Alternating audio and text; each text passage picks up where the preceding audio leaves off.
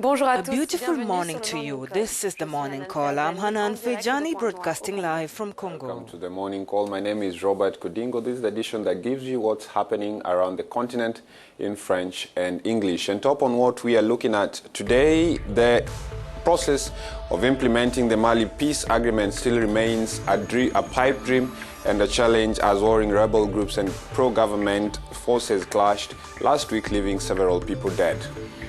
Almost 1 in every 2 prisoners suffers from malnutrition in Madagascar, currently hit by an economic crisis. Authorities are finding it difficult to feed the country's 22,000-strong prison population.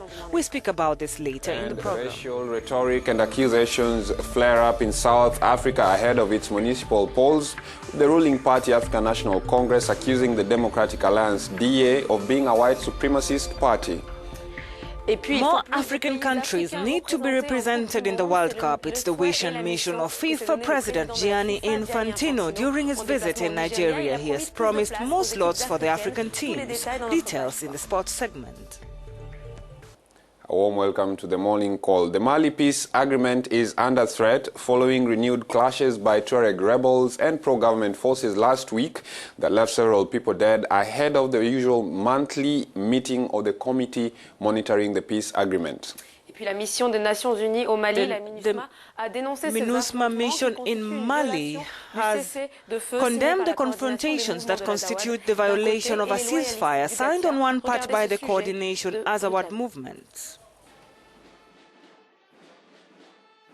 A monthly meeting of the committee monitoring Mali's peace agreement continued on Tuesday with the aim of trying to break an impasse between the conflicting parties. This comes after renewed fighting pitting Tuareg rebels and pro-government militias erupted last week in the northern town of Kidal, leaving at least 20 people dead. According to Ahmed Boutache, the president of the Peace Monitoring Committee, the latest clashes have dealt a heavy blow to the whole peace process, which has already been delayed, and additional effort has to be put in place to achieve peace in the country. Additionally, the United Nations has also called for an immediate cessation of hostilities and said that it is working with leaders of both groups to mediate the conflict and resume the peace process.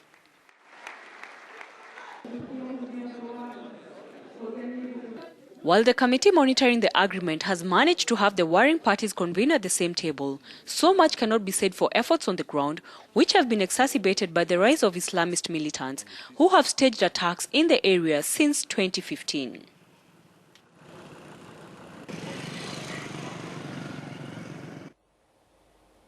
Now, new smaller insurgent groups attempting to destabilize the country and the peace process have been reported, as earlier in the week militants killed 17 Malian soldiers and wounded 35 others. Now, this comes barely a week after officials from both sides had just finished signing on a truce that called for sharing control of Kidal city. Joining us now is David Zunmenu from the Institute of Statistical Studies in Pretoria, South Africa, and we asked, even with the clashes in the north that started last week, can we right now conclude that the peace process has been stalled? Listen to his response.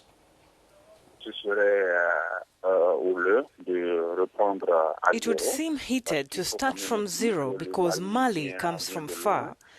It managed to pull itself out from the trap of jihadist groups which have existed in the country since 2012. But the problem then, and even now, is the lack of respect of the agreements by all the parties involved in this conflict. A second point is there's suspicion among the actors over certain claims.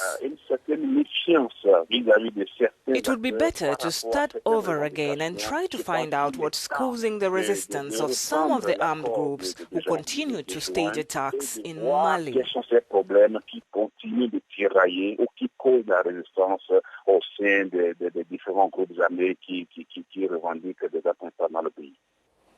And what would be the best way to reverse the conflict that is happening in northern Mali right now? I think we have to act where we can. Which armed groups have legitimate claims with whom we can discuss with the June agreement? Which are the terrorist groups that have to be kept from harming the state? This is the first thing. then how can these armed groups with territorial or autonomist claims be convinced to surrender their arms and to register themselves in terms of disarming themselves to politically solve this issue? Of course, this has to be tackled objectively without taking sides, but by empowering the state of Mali to fully play its role of controlling its territory and provide security to the people within its territory.